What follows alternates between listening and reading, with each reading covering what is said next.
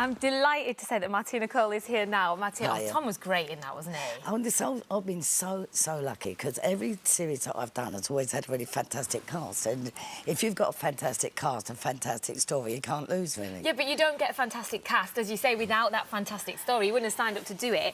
I mean, I want to talk about your characters. Where do you get them from? In Betrayal, for instance, Reva, they're great because my head's saying I shouldn't like her. She's smoking, she's massively pregnant, she's swearing right, left and centre. But my heart's saying I want to hang out with her. She seems brilliant. Where do you get these guys? I just make them up when they come into my mind. Reva was a great character, but, you know, you've got to remember everybody smoked when they was pregnant in the 70s. We didn't know any better. I suppose the cigarette companies did, but we didn't. And I loved Reva because she had her first baby at sort of 14. She has 5 more children by the time she's 26. They've all got different fathers.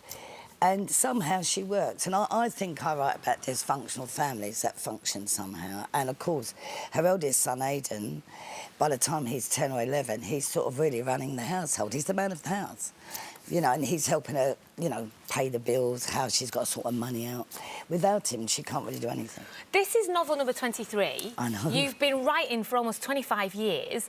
Take me back to how this all started, because you didn't actually set out to be a writer. You did this for your own entertainment, didn't you? Yeah, I was living in a little flat with my son. I had my son when I was 18, and I didn't have a television or anything. I mean, this is such an old story now, but I used to write to entertain myself. And when I wrote Dangerous Lady, I was 21 when I started Dangerous Lady, and I wrote 2 other novels, lots of scripts, lots of other stuff. And it was sort of hitting 30, it was my watershed, you know, and I thought I'm going to try and get published, and it all went from there. But you were going to chuck them out, weren't you? Yeah, I was going to burn them. I kept thinking, I can't drag this. Every time I move, I drag everything from house to house. That is covered full of stuff. And at the same time I sent the book off to my agent, Darley, I sent the script off, you know, to the BBC, and they actually took it up. But the thing about your books is that they appeal to everybody. I mean, I've spoken to middle-aged men who like Martina Cole. I've spoken to young 18-year-old girls who like these books because they are such fascinating stories. Do you get some of your material... Because I know you spend a lot of time in prisons, don't you? Yeah. Yeah, I've been in Barlinnie, Wolverhampton. I was in Wandsworth yesterday doing writing classes, and I said I'd say hello to all the guys in Barlinnie. But... no, I never speak to anyone in the prisons about what they've done. That's their own business. Everything in my books comes from... I make it up. I mean, the characters are all made up.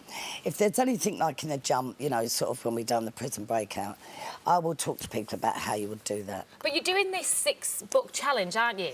With the prisoners. It's called Read Ahead now, I think, but I still call it the 6-book challenge. It's just about getting people who don't read to read, people who don't like reading or can't read to get them reading, or it's about people who, you know, used to love reading and, you know, have sort of got out the habit of it. So like we're just trying to do that. Yeah. I was bullying him into reading this earlier. Yeah. I hope so too. Don't worry, I'll give him a good whack round the edge. Tell him if you don't read it, I'll send the boys round.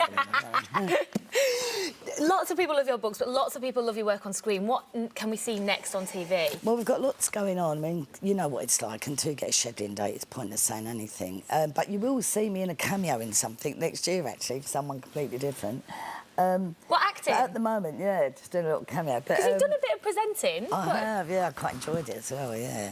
And pretty hardcore, interesting stuff. The gangs in America. The girl gangs, yeah. I mean, it was here. It wasn't too bad because, you know, it's England and they wasn't that scary, but they were quite scary out in LA, in Compton, and we were actually in Compton.